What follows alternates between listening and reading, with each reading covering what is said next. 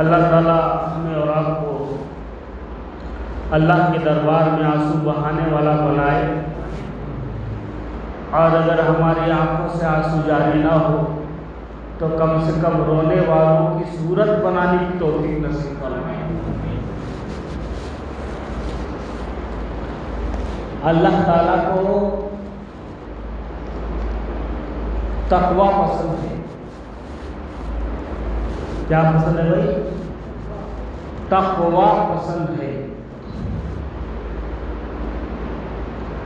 آپ دیکھتے ہوں گے اخبارات میں، اشتہارات میں، فلسفہ قربانی کا فلسفہ، چونکہ یہ ابھی ذی الحجہ کا مہینہ چل رہا ہے اور ایک جمعہ اسی عنوان پر بیان ہوگا، اس کے بعد اسلامی تاریخ کا اور اسلامی سال کا نیا سال شروع ہونے والا ہے، محرم الحرام کا مہینہ آئے گا، اس کے بعد اس کے عنوان سے بیانات ہوں گے۔ تو ایک ہوتا ہے فلسفہ اور ایک ہوتا ہے تقوی۔ تو جس چیز میں فلسفہ ہوگا اس چیز میں تقوی نہیں ہوگا۔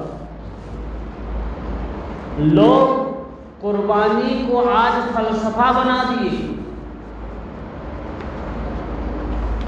سیدنا ابراہیم خلیل اللہ علیہ السلام کے دل سے جا کر کے پوچھئے کہ سیدنا ابراہیم خلیل اللہ علیہ السلام کے دل میں کیا جذبہ امڈ رہا تھا، اور ان کا دل کس کی یاد میں اور کس کے لیے ان کا دل تڑپ رہا تھا۔ ان کے دل کے اندر قربانی کا فلسفہ نہیں تھا، ان کے دل کے اندر قربانی کا تقوی تھا، اللہ کا ڈر تھا، اللہ کا شوق تھا، اللہ کا ذوق تھا، اللہ کا عشق تھا ان کے دل کے اندر۔ اس لیے فرمایا عشق جہاں پر ہوگا وہاں پر فلسفہ نہیں ہوگا، وہاں پر چیدانی ایدانی اودانی نہیں ہوگا، بلکہ وہاں پر صرف اللہ جانی ہوگا۔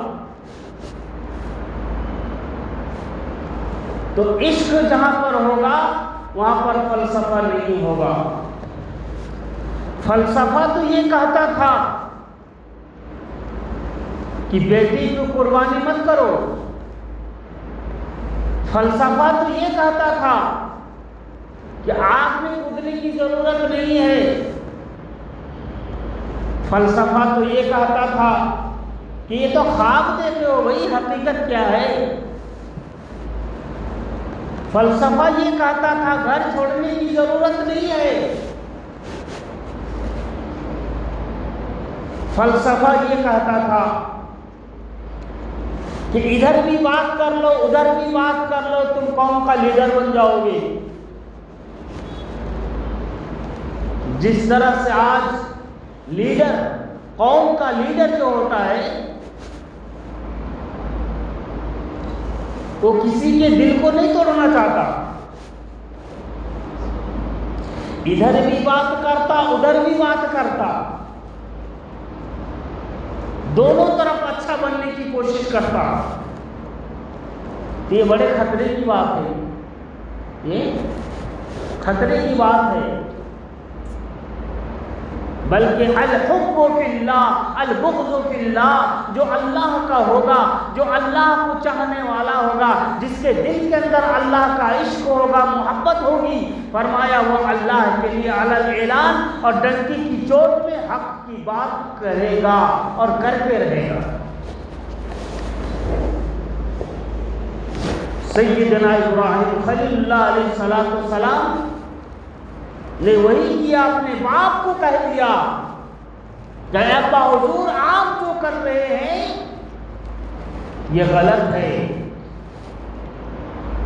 آپ اپنے ہاتھوں سے بناتے ہیں، سنوارتے ہیں، سجاتے ہیں، اس کو ایک جگہ پر بیٹھاتے ہیں، اور پھر کیا مطلب کہ آپ اس کے سامنے چڑھاوا ڈالتے ہیں، پھر اسی کے سامنے سر جھکاتے ہیں، اور پھر اسی کے سامنے اسی کے سامنے ہاتھ اٹھا کر کے دعا کرتے ہیں؟ یہ کیا مطلب ہے؟ ابراہیم علیہ السلام نے جب یہ بات کہی باپ سے کہ یہ جھوٹ ہے، یہ غلط ہے، آپ کا بنانے والا، میرا بنانے والا اور آپ کے بادشاہ کو بنانے والا کوئی اور نہیں بلکہ خالق رب ہے، یہ نمرود تمہارا رب نہیں ہے، آپ میرے رب نہیں ہے، اور آپ کا رب نمرود نہیں ہے بلکہ نمرود کا بھی رب، آپ کا بھی رب، میرا رب، سارے جہاں کا رب اللہ ہے۔ تو آزر نے کہا یہ باتوں سے بعد آ جا ورنہ تجھے سنسار کر دوں گا، ہماری باتوں پر آ جا، ہماری باتوں کو مان لے۔ لیکن حق کی آواز دی، حق کی صدا دینا ہے انہیں، رکے نہیں، وہاں پر فلسفہ نہیں اپنایا۔ تو محترم دوستو، عشق جہاں پر ہوگا وہاں پر فلسفہ کا کوئی دخول نہیں ہے۔ جس طرح آج ساری دنیا کے مسلمان، خاص کر کے ہمارے ہندوستان کے مسلمان اس بات سے پریشان ہیں کہ یکساں سول کوڈ کیا ہے،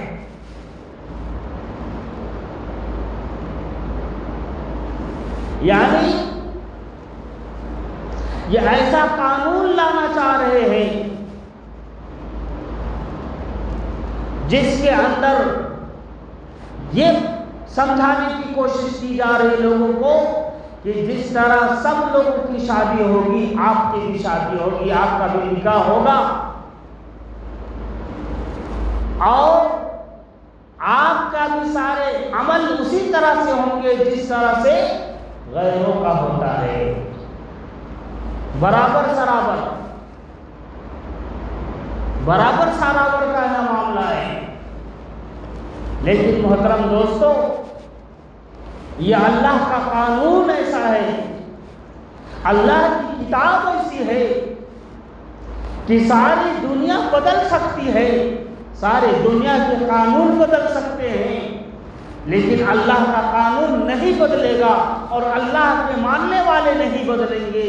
تم کتنا بھی کوشش کرتے رہو، لیکن ہم قرآن کو مانتے ہیں اور قرآن کو جانتے ہیں، لہذا قرآن کی بات کو مانیں گے، تمہاری بات کو نہیں مانیں گے۔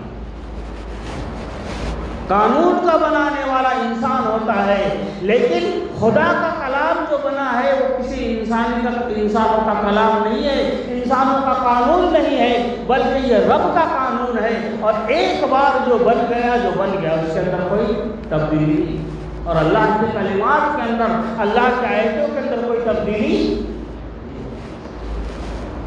اسی لیے مسلمان آج کہہ رہا ہے اور اپنے فون کے ذریعے سے اور دیگر چیزوں کے ذریعے سے یہ اقرار کر رہا ہے کہ ہم تمہارے قانون کو نہیں مانیں گے، کیونکہ ہمارے لیے قانون اللہ نے الگ بھیج دیا ہے، وہ قانون اسلام کا قانون ہے، پیارے نبی حضرت محمد رسول اللہ کا طریقہ ہے۔ اس طریقہ کو اپنانے کے لیے ہم جان تو دے سکتے ہیں، لیکن ان کے قانون کا اور ان کے طریقے کو نہیں چھوڑ سکتے۔ محترم دوستو، یہ سب قوم کے لیڈر بننے کے لیے کچھ نہ کچھ اسلام کے اوپر اور قرآن کے اوپر اور مسلمانوں کے اوپر انگلی اٹھاتے ہیں تاکہ اسے ووٹ مل جائے۔ اور اسے مل جائے کسی طرح، قوم کا لیڈر بن جائے، پھر ہزاروں میں نہیں کروڑوں میں مال اندر ڈالتے جاؤ۔ اللہ تبارک و تعالیٰ ایسے لیڈروں سے ہماری آپ کی حفاظت فرمائے، اور اللہ تعالیٰ ان کی تمام مکر کو اور تمام چالوں کو اللہ تعالیٰ ختم فرمائے۔ محترم دوستو، سیدنا ابراہیم خلیل اللہ علیہ السلام 3 لوگوں کا قافلہ چلا تھا حرم کو بنانے کے لیے اور مکہ کو آبادی میں تبدیل کرنے کے لیے۔ کتنے لوگوں کا قافلہ تھا بھائی؟ 3 ہی آدمی تھے، حضرت ابراہیم علیہ السلام، حضرت اسماعیل علیہ السلام اور ان کی شریک حیات حضرت حاجرہ علیہ السلام۔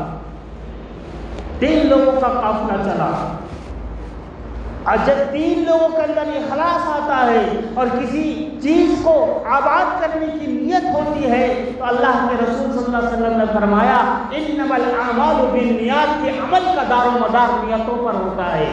اللہ تبارک و تعالیٰ ان کی نیتوں کو دیکھ کر کے وہ گھر بنا دیا، اور اتنے ہی پر بس نہیں کیا بلکہ اس گھر کو آباد کر دیا، اس کے لیے پہلے قربانی دی۔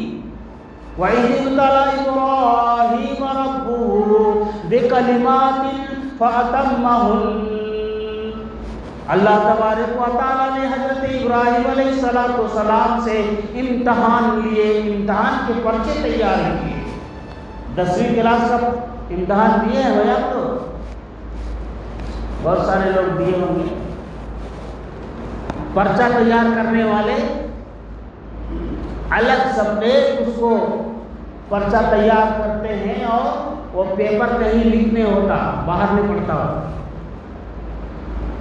تیار کرنے والا جانتا ہے کہ ہم اس میں کیا تیار کیا، اگر لکھ ہو گیا تو فوراً پھر دوسری بار امتحان ہوگا۔ اللہ تبارک و تعالیٰ نے حضرت ابراہیم علیہ السلام کے لیے پرچہ تیار کیا، اور ان پرچوں میں سب سے پہلے توحید کا پرچہ تھا، لا الہ الا اللہ کا پرچہ تھا، ابراہیم خلیل اللہ کا پرچہ تھا کہ اے ابراہیم تجھے توحید کا پرچہ اور توحید کا کلمہ اس جگہ بلند کرنا ہے جہاں پر بت قدا ہوگا، جہاں پر تیرا کوئی نہیں بلکہ تیرا باپ بت بنا رہا ہوگا اور تیرا باپ بتوں کا کاروبار کر رہا ہوگا، اس جگہ پر تجھے میری توحید کا ڈنکا بجانا پڑے گا، اور وہاں پر تجھے بولنا پڑے گا لا الہ الا اللہ ابراہیم خلیل اللہ، کوئی نہیں ہے اللہ کے سوا اور میں اللہ کا خلیل ہوں، اللہ کا نبی ہوں۔ ابراہیم علیہ السلام نے باپ کی وراثت کو نہیں اپنایا، بلکہ اللہ کا جو حکم آیا اس حکم کے اوپر عمل کرتے رہے۔ وَإِذِ ابْتَلَىٰ إِبْرَاهِيمَ رَبُّهُ بِكَلِمَاتٍ فَأَتَمَّهُنَّ، اللہ تبارک و تعالیٰ نے 5 امتحانات کے پرچے تیار کیے، اور حضرت ابراہیم علیہ السلام ہر پرچہ میں 100 کا 100 نمبر لائے، 100 کا 100 نمبر لائے۔ جب 100 کا 100 نمبر لا لیے تو اللہ تبارک و تعالی نے کہا وَاذْكُرْ فِي الْكِتَابِ إِنَّهُ كَانَ إِبْرَاهِيمَ صِدِّيقًا نَبِيًّا، کہ ابراہیم میرا سچا نبی ہے، سچا دوست ہے، اس نے کامیاب ہو گیا۔ تو وہاں پر کیوں کامیاب ہوئے؟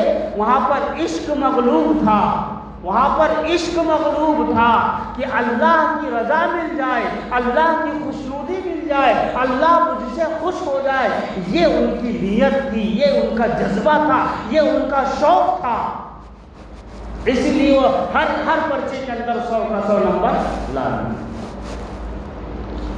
جب ابراہیم علیہ السلام ان کے بتوں کو توڑ دیا، سارے بتوں کو توڑ دیے، کوئی چھوٹا بت تھا، کوئی لمبا بت تھا، کوئی ناٹا بت تھا، کوئی ادھر کھڑا تھا، کوئی ادھر کھڑا تھا، کوئی سر پہ کھڑا تھا، کوئی پیر پہ کھڑا تھا۔ ابراہیم علیہ السلام جب بت قدا میں گئے ہیں تو دیکھا کہ کوئی ادھر کھڑا ہے، کوئی ادھر کھڑا ہے، کوئی سر پہ کھڑا ہے، کوئی پیر پہ کھڑا ہے۔ حضرت ابراہیم علیہ السلام نے کلہاڑا لیا اور تمام کو توڑ پھوڑ کے رکھ دیا، اور جو سب سے بڑا بت تھا اس کے ہاتھوں میں کلہاڑا لٹکا دیا۔ یہ بات جو ہے نا بادشاہ تک پہنچی، بادشاہ نے کہا کہ اسے لاؤ، لایا گیا، آگ میں ڈالنے کی سازش کی گئی، تو وہاں پر 40 دن تک آگ جلایا گیا۔ کتنے دنوں تک؟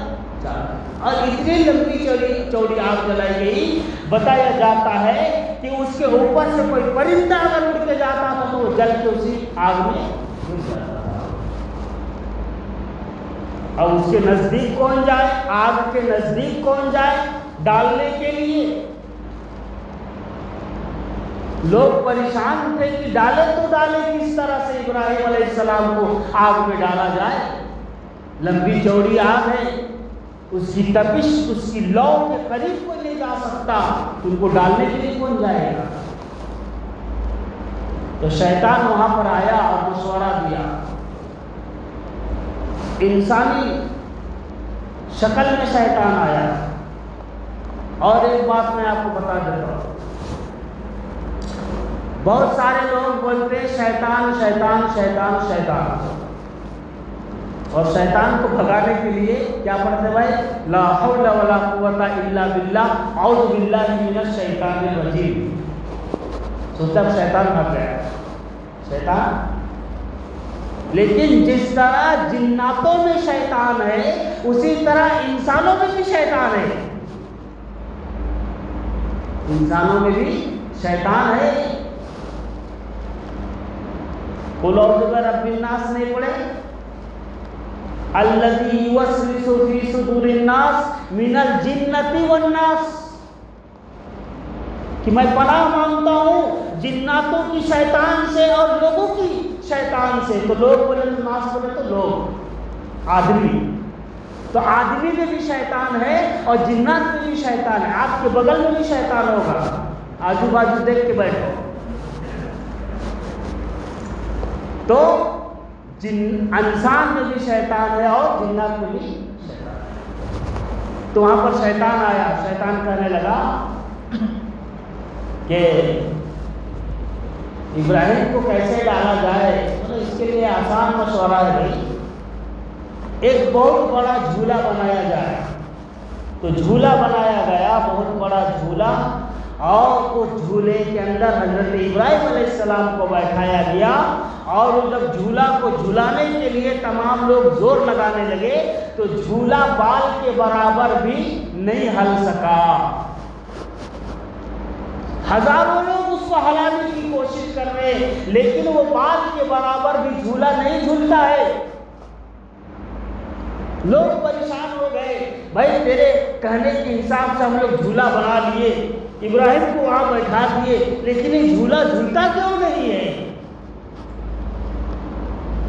محترم دوستو، اس وقت شیطان لوگوں میں کوئی آدمی تھا، ابو جہل جیسا تھا، نمرود جیسا تھا، فرعون جیسا تھا، ابی ابن کعب جیسا تھا، شداد جیسا تھا، جو انسانی شکل میں شیطان کو بھی پیچھے چھوڑ دیا تھا، ویسا آدمی وہاں پر موجود تھا۔ وہ کہنے لگا میں ایک مشورہ دیتا ہوں، یہ کام کرو گے تو یہاں جھولا جھولنے لگے گا، کیونکہ اس جھولے کو فرشتے بہت زور سے پکڑے ہوئے ہیں، نورانی مخلوق جہاں پر آئے ہوئے ہیں، ان مخلوق کے ہوتے ہوئے تم لوگ اس کو ہلا نہیں سکتے۔ کیا مشورہ ہے بھائی؟ تو مشورہ یہ ہے میری کہ تم لوگ سب اپنے گھروں سے ماں بہن کو لاؤ اور اس کے ساتھ زنا کرنا شروع کر دو۔ کیا فرمایا؟ زنا کرنا شروع کر دو، چونکہ اللہ تبارک و تعالی ان کے دلوں کے اندر، ان کے قلوب کے اندر، ان کے کانوں کے اندر، ان کے دماغوں کے اندر مہر لگا دیا تھا، پردہ ڈال دیا تھا، اس لیے اسے گناہ اور اچھا اور برا کوئی سمجھ میں نہیں آ رہا تھا۔ وہ لوگوں نے گناہ کیا اور اس گناہ کی نحوست سے، اس گناہ کی بدبو سے نورانی مخلوق وہاں سے چلے گئے، اور پھر ان لوگوں نے جھولا کو جھولایا اور ابراہیم علیہ السلام کو آگ میں ڈال دیا۔ عشق کا فلسفہ کہتا تھا کہ آگ جلائے گی، آگ جلائے گی، فلسفہ کہتا تھا کہ جھولا جھولے گا، لیکن محترم دوستوں عشق یہاں پر کہہ رہا تھا، عشق کہہ رہا تھا، ابراہیم کا عشق کہہ رہا تھا جھولا بھی نہیں جھولے گا اور آگ بھی نہیں جلائے گی، کیونکہ میں کس کے عشق میں گرفتار ہوں۔ اور پھر جھولا بھی جھولا تو ابراہیم علیہ السلام گھبرائے نہیں، بلکہ آگ میں چلے گئے، اور آگ میں جانے سے پہلے اللہ تبارک و تعالیٰ نے آگ کو حکم دیا، یا نار کونی بردا وسلاما علی ابراہیم، اے آگ تو ابراہیم پر گلے گلزار ہو جا، ٹھنڈی اور سلامتی والا بن جا۔ تو اس وقت آگ نے بھی جلانا بند کر دیا۔ آگ کا کام جلانا ہے، آگ کا کام خاک بنا دینا ہے، لیکن جب اللہ کا حکم آ گیا تو وہی آگ ایسی کا کام کرنے لگا۔ اور ابراہیم علیہ السلام کہنے لگے ہم ایک دو دن نہیں بلکہ 40 رات 40 دن آگ کے اندر موجود تھے۔ کتنے دن بھائی؟ اور فرمایا وہ دن سب سے اچھے دن تھے میرے، جو میں آگ میں 40 دن گزارا تھا۔ اور وہاں کی رہائش کو اللہ تبارک و تعالیٰ نے اتنا بہترین بنا دیا تھا، گلے گلزار بنا دیا تھا، اور اس منظر کو دیکھ کر محترم دوستو بادشاہ وقت کی بیٹی دیوانی ہو جاتی ہے، اور حضرت ابراہیم علیہ السلام کے دین پر آ جاتی ہے اور پڑھتی ہے لا الہ الا اللہ ابراہیم خلیل اللہ۔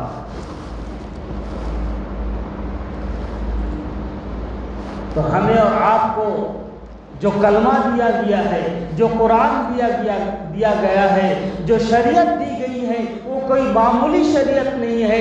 اس کی حفاظت کے لیے ہمیں اور آپ کو اگر جان دینے کی باری آئے تو جان دے دیں گے، اولاد کی قربانی دینے کی باری ہوگی ہم اولاد کی قربانی دے دیں گے، گھر چھوڑنے کی باری ہوگی تو گھر چھوڑ دیں گے، لیکن شریعت محمدی پر اگر بات آ جائے تو ہم اس کو برداشت نہیں کریں گے۔ کریں گے بھائی؟ زور سے بولو بھائی، کرنا ہے۔ یکساں سول کوڈ یہی چاہ رہا ہے کہ غیروں کا نکاح اور اپنوں کا نکاح ایک جیسا ہو جائے۔ کسی مولانا نے کہا کہ یکساں سول کی کیا بات کرتے ہو، پہلے اپنے قوم کو تو مندروں کے اندر آنے دو۔ آج ان کے قوم کے اندر بھید بھاؤ ہے، ماشاءاللہ سے نہ ہمارے مذہب کے اندر، ہمارے اسلام کے اندر نہ تب بھید بھاؤ تھا، نہ اب بھید بھاؤ ہے، اور نہ قیامت تک بھید بھاؤ رہے گا۔ ایک فقیر بھی اگلے صف پہ آ کر کے نماز پڑھ سکتا ہے، ایک مانگنے والا، ایک کمزور آدمی بھی ایک اگلے صف میں آ کر کے نماز پڑھ سکتا ہے، بادشاہ کے بازو میں کھڑا ہو کر کے نماز پڑھ سکتا ہے۔ ہمارے مذہبی اسلام کے اندر کوئی بھید بھاؤ نہیں ہے۔ پہلے تم اپنی قوم کے اندر جو بھید بھاؤ ہے اس کو برابر کرو، پھر مسلمانوں کے کتاب کی طرف اور ان کی شریعت کی طرف آنا۔ بس ہماری آپ سے یہی دعا ہے کہ محترم دوستو اپنے ایمان کو جانے مت دینا، اپنے ایمان کو جانے مت دینا۔ یہ لوگ قوم کا ووٹ مانگنے کے لیے کبھی روٹی کا جھانسا دیں گے، کبھی مکان کا جھانسا دیں گے، کبھی کپڑے کا جھانسا دیں گے، روٹی کپڑا مکان کا جھانسا دے کر کے یہ لوگ ووٹ مانگیں گے، لیکن اپنا ووٹ بڑا قیمتی ہوتا ہے، اس کو بڑی سوچ سمجھ کر کے استعمال کرنے کا۔ آج کل تو ماشاءاللہ مسلمانوں کا ایمان اتنا کمزور ہو گیا ہے کہ 1000 روپیہ میں بکری ہو جا رہا ہے۔ اللہ حفاظت فرمائے، اللہ حفاظت فرمائے۔ بہرکیف ہماری آپ سے گزارش یہی ہے کہ ہم اپنے اندر تقویٰ کو لائیں، پرہیزگاری کو لائیں اور شریعت محمدی پر چلنے کی جو ہے ہم عزم کریں، ارادہ کریں اور اس کے اوپر عمل کرنے کی کوشش کریں۔ انشاءاللہ العزیز ہم چلنا شروع کریں گے، مددگار اللہ ہوگا اور اللہ ہمارے لیے راستہ ہموار کرتا چلا جائے گا۔ ایک دن مرنا ہے میرے بھائی، کل نفس ذائقۃ الموت، اس راستے میں مرو یا اس راستے میں مرو، مرنا ہی ہے۔ بس اللہ سے ہمیں دعا ہے کہ اللہ تعالیٰ ہمیں اور آپ کو اچھی موت نصیب فرمائے، ایمان